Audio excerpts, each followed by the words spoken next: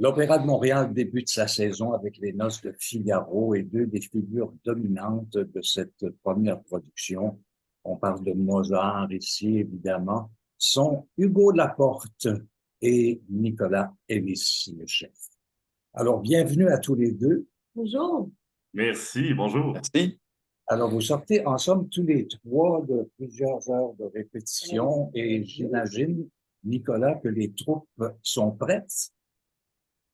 Oui, ben, on est dans le dernier droit. Donc, ce soir, on a une pré-générale, demain la générale, puis après ça, on ouvre samedi. Donc, puis ça a été un travail assez succinct parce que on a commencé les répétitions, la première répétition musicale, puis ensuite de mise en scène, là, ça a eu lieu le 5 septembre avec les chanteurs, puis avec Stephen Lawless, le metteur en scène. Donc, c'est un délai vraiment éclair pour mettre en place un opéra comme celui des Noces de Figaro, mais vraiment, on a une super équipe, super distribution, un orchestre ouvert, curieux, ambitieux, puis ça permet tous ces ingrédients-là permettent d'accomplir des miracles.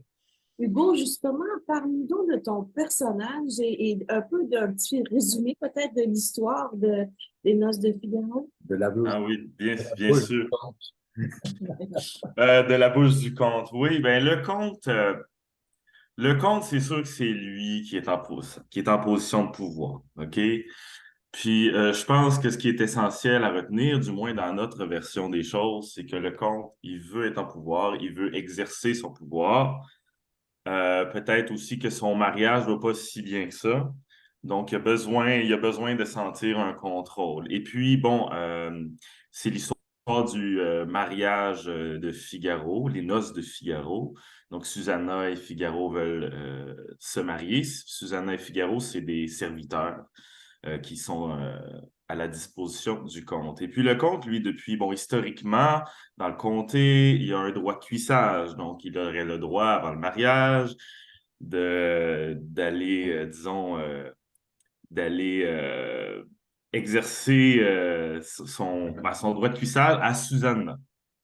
Et puis, ben, Susanna, évidemment, elle ne veut pas trop, Figaro ne veut pas trop. Finalement, on se rend compte que ce droit-là est un droit acquis un peu ancien, puis les gens veulent pas, bon, veulent s'en débarrasser. Puis c'est un peu ça le début de l'opéra, c'est qu'on se rend compte qu'ils veulent déjouer les plans du comte.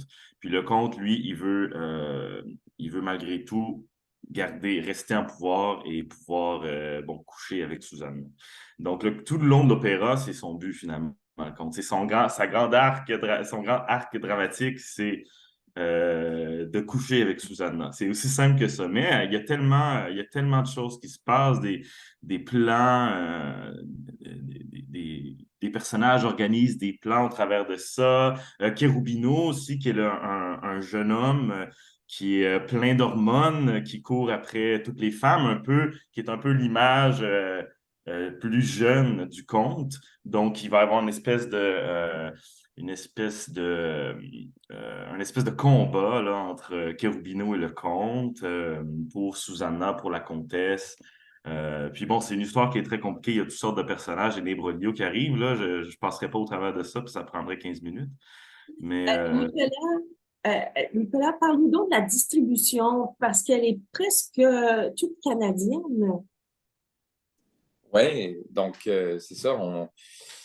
Ben, Hugo qui est dans le rôle du comte. On a Andrea Nunez, canadienne également, Suzanne, qui joue le rôle de Susanna. Katie Fernandez qui joue le rôle de Cherubino. Rachel Tremblay dans le rôle de Marcellina. Scott Brooks dans le rôle de Bartolo. Kirsten McKinnon aussi, qui est dans le rôle de la comtesse. Puis finalement, on a aussi, bon, évidemment, Matthew Lee dans le rôle d'Antonio, Emma Fekete qui est dans le rôle de Barbarina, qui eux sont toutes les deux à l'atelier lyrique. Et on a Leon Kozavic, qu'on vient de voir, qui est dans le rôle de Figaro, qui lui arrive de la Croatie. Puis, donc, c'est ça. Donc, c'est une distribution assez majoritairement canadienne.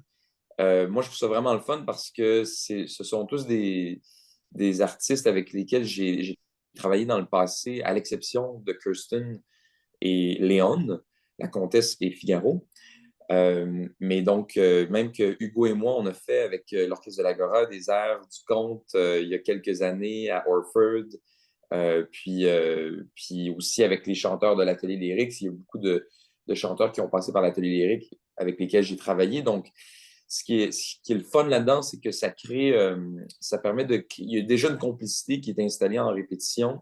Ça permet de tout de suite plonger dans la musique, puis vraiment de rentrer dans les détails également. Un peu comme c'est le cas avec aussi avec l'Orchestre métropolitain, étant donné que c'est un orchestre que je connais bien, mais il y a déjà une complicité aussi d'installer. Donc, ça permet ça aussi, je trouve, de pouvoir embarquer dans la musique assez rapidement. Donc ça, c'est le fun. Il faut nommer aussi le chœur de l'Opéra de Montréal Ouais. dans la distribution. Moi, je suis curieux à savoir si Mme Nunez est si bonne que ça à la guitare. Est-ce que c'est une Ah. interprète? Faudra lui demander, mais je pense qu'elle en joue un petit peu, oui. Ouais.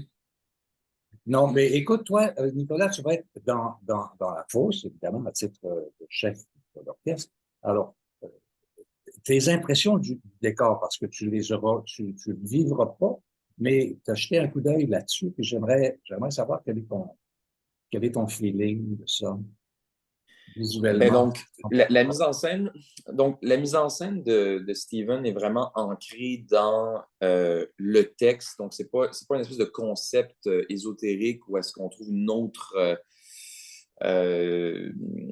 signification cachée aux Noces de Figaro. C'est vraiment ancré dans qu'est-ce que le livret essaie de transmettre. C'est une mise en scène, le décor se situe au 18e siècle.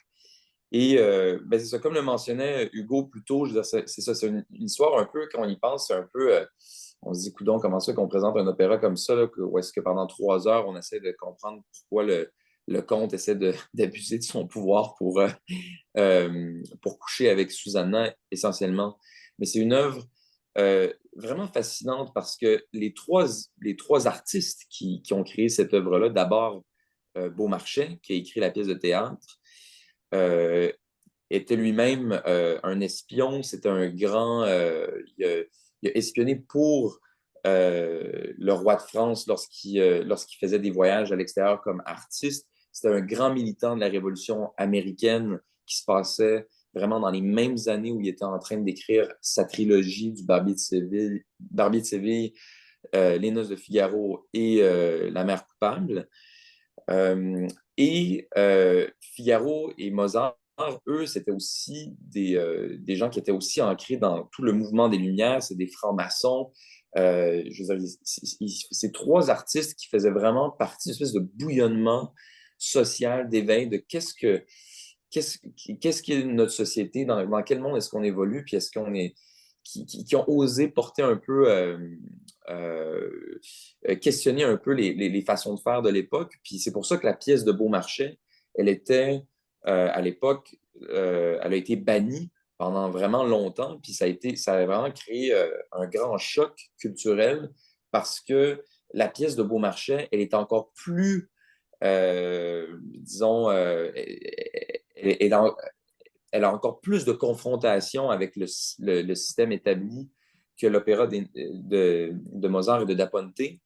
Et Da Ponte et Mozart, ils ont fait preuve d'une grande ingéniosité pour pouvoir produire cet opéra-là parce qu'ils ont essayé de... Schikaneder, qui a fait le livret La Flûte enchantée, il a essayé de produire la pièce de théâtre en allemand du mariage de Figaro. Puis l'empereur austro-hongrois, Joseph II, il ne voulait pas parce que justement, c'était trop une attaque à l'aristocratie. Et selon les mémoires de Da Ponte et Mozart sont allés voir plusieurs fois l'empereur pour montrer comment il pouvait remanier l'histoire pour pas que ce soit aussi méchant en guillemets, pour la haute bourgeoisie. Mais dans le texte, dans la musique, il y a toutes sortes de clins d'œil, de sarcasme qui est mis de l'avant pour montrer l'espèce de tension puis l'espèce de côté un peu grinçant que l'œuvre a, puis le commentaire social qu'ils essaient de faire à l'époque. Donc, c'est une œuvre vraiment fascinante. et qui est d'une certaine manière d'actualité aujourd'hui parce que les abus de pouvoir, ça existe encore aujourd'hui. Exactement. Et c'est une œuvre qui avec beaucoup d'humour et avec beaucoup d'esprit critique, ça, finalement. Hugo, suite à cet opéra, qu'est-ce qui t'attend? Qu'est-ce qui est au programme dans des actualités d'Hugo Laport? Ah. Prochain projet. Le lendemain de la dernière des Noces de Figaro, je me dirige très tôt le matin pour une répétition de Lucie de la Mermour à l'Opéra de Québec. Dans l'opéra dans lequel j'interprète Henri, donc Enrico dans la version italienne. Donc, très, très beau projet.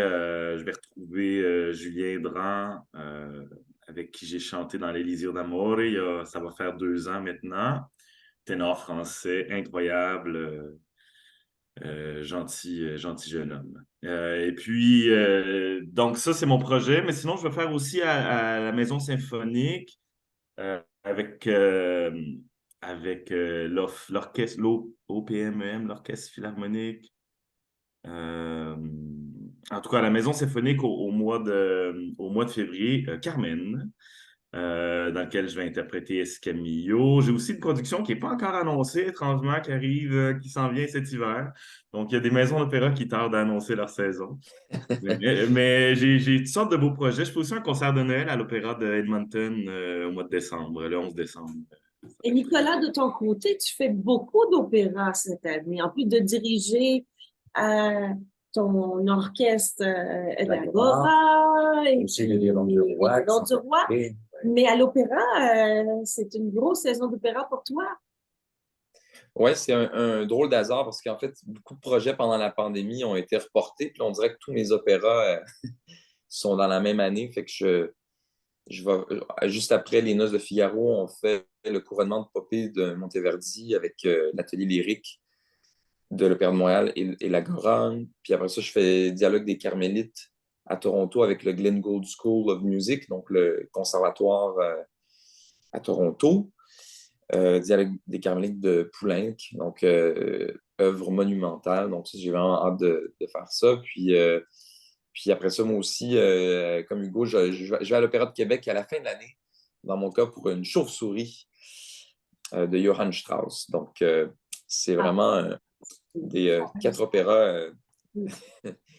Ce qui est fascinant chez les deux, c'est que vous évoluez dans votre carrière, dans vos carrières respectives, avec panache, mais en même temps avec passion. Et ça, j'aime toujours, à un moment donné, t'entendre, Nicolas, parler du travail de recherche que tu fais pour chacun des projets que tu abordes. Et ça, moi, j'aime vraiment. Alors, on va se donner rendez-vous. Le 23 septembre, c'est-à-dire samedi. 26, 28. Et ça, c'est à 19h30. Exact. Et le 1er octobre à 14h pour les Noces de Figaro avec Hugo Laporte dans le conte d'Almaviva, Nicolas Ellis à la direction. Et c'est une mise en scène, disons-le, de Stephen Wallace qui n'en est pas à ses premières armes non plus, je crois, Nicolas et Hugo. Absolument, c'est un homme d'expérience, c'est fabuleux de travailler avec lui. Et si vous permettez, j'aimerais juste, tantôt je me suis trompé de nom d'orchestre parce qu'il y a des orchestres qui ont 4 ou 5 lettres. Mon Carmen, c'est avec l'Orchestre Philharmonique et Chœur des Mélomanes. Bon. Donc, l'OPCM avec François Chiffonnière. Quand il y a plus que 4 lettres, là, ça commence à être un peu compliqué. Voilà, donc ça va être une belle expérience. J'en ai un autre dont la carrière évolue vraiment de façon très intéressante. Alors, messieurs, absolument. Merci à tous les deux. On se donne rendez-vous à la première. Merci, bonne noce à tout le monde. Jamais la bonne noce.